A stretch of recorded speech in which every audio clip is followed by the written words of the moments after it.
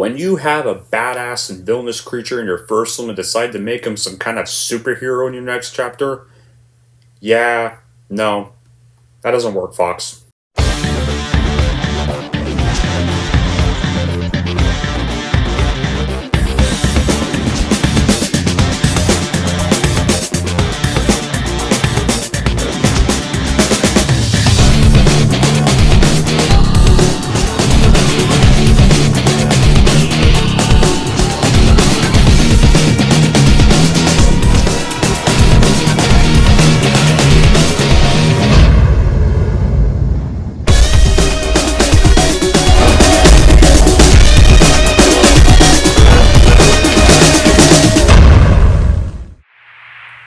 Hey everyone, it's Movie Lover Warren 20 here, and I'm here with a brand new movie review. And this movie review is going to be for actually the sequels for the next sci-fi horror franchise I'm talking about. Now I've covered one sci-fi horror franchise. Time to cover the other sci-fi horror franchise that Fox also made. And as of course, this is going to be an easier franchise because I only have to talk about 3 of these sequels because there's only 3 sequels in this franchise so far. Because I know they're making a prequel, which I'm not excited for. And this movie is going to be for the very first sequel to the 1987 film Predator, which I reviewed last year in the Halloween horror movie reviews. Yeah, this was released in 1990, and that is of course none other than Predator 2, directed by Stephen Hopkins and starring Danny Glover.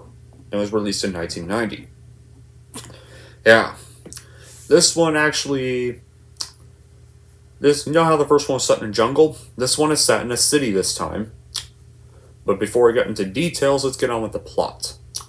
Los Angeles is enduring a heat wave and a crime wave, so the pressure on police officer Michael Harrigan, played by Danny Glover, to solve a strange string of murders is mounting.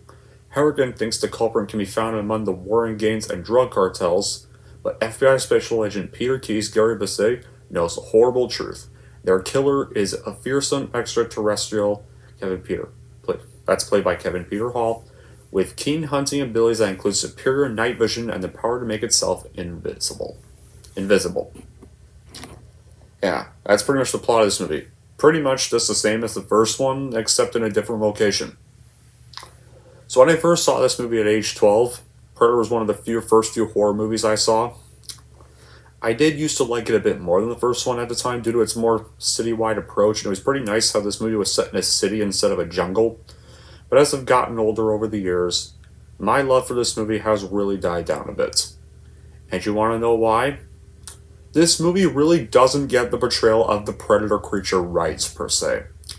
You see, in the first one we all know he was the main antagonist of the film, and it was one you would never ever want to be near.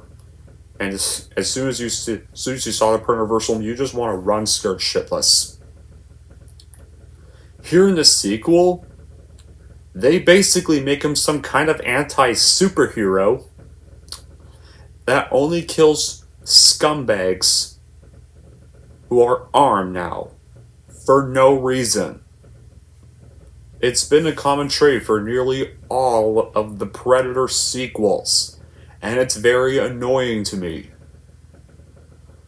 Because the Predator, God's sakes, you Fox executives, is not meant to be a hero.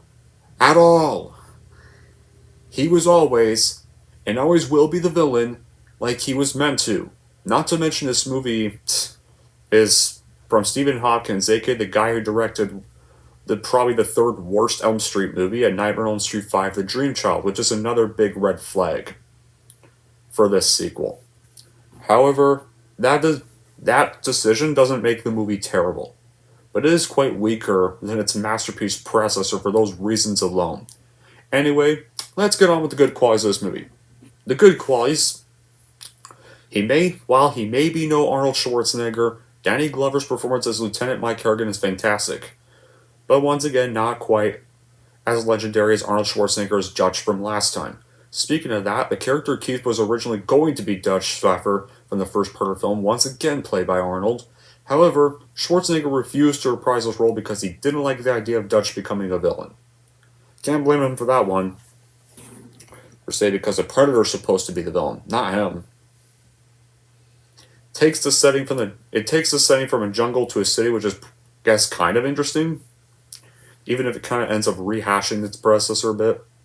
Just like its predecessor, it has a good bait and switch. The movie starts out as a standard 1990s action movie about a war with police and criminals, before turning to a suspenseful horror thriller film once the Predator shows its presence to the audience and protagonists. Some great creature effects from late Stan Winston, rest in peace, and it does further expand upon the Predator mythos and started the popular comic book series of Alien vs. Predator, which were better than the movies. A fantastic soundtrack from Alan Silverstein. Some great action scenes, especially during the opening and the final battle between Mike Harrigan and the Predator. Fantastic cinematography.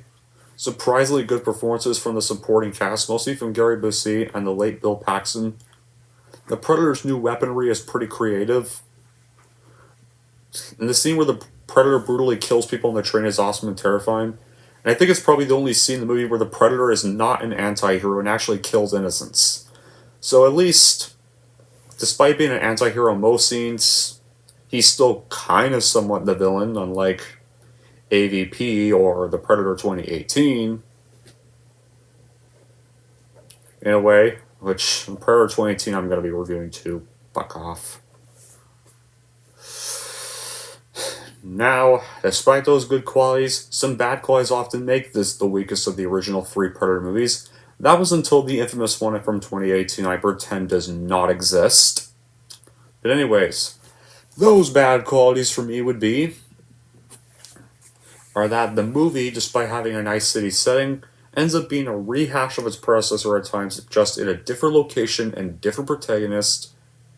The Predator is now, like I said, not even a villain, even though he's still kind of viewed as one. Instead, he is now some sort of anti-hero that kills criminals, scumbags, drug dealers, and murderers. That, for me, goes against the character for who he's meant to be, because like I've also earlier said, it would become a major grievance for most of the sequels to Predator.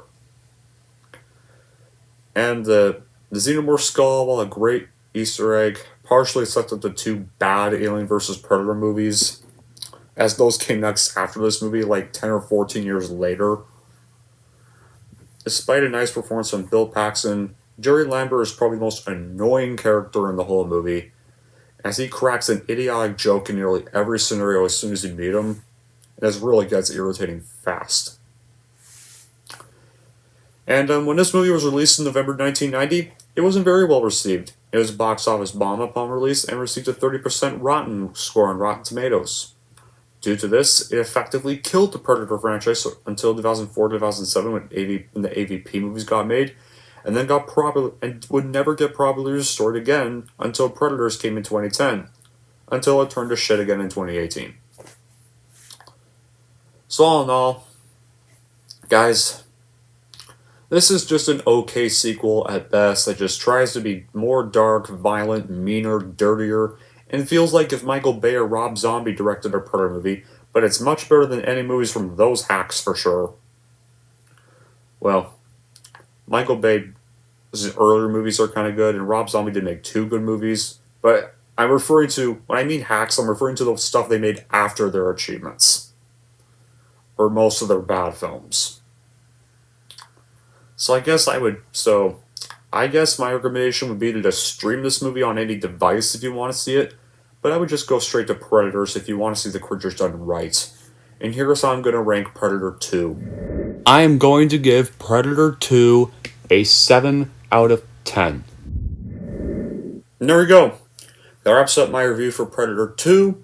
And we all know Predators is going to be the next one because I've thankfully already reviewed the AVP movies and thankfully don't have to talk about them. But, again, so, yeah, but I'll add them to the playlist. But Predators will be next. But Predators might not be for a while because my copy for Predators is at the other place, so I'm probably going to have to go to the other place to watch it this week. So I'll probably just have to watch the Predator 2018, unfortunately. But I don't think it'll matter because both that and Predators are not even connected. But until then, yeah. Until then, that'll be it for this video. Thank y'all for watching. And if you like this and want to see more, then don't forget to like, subscribe to Movie Lover 120.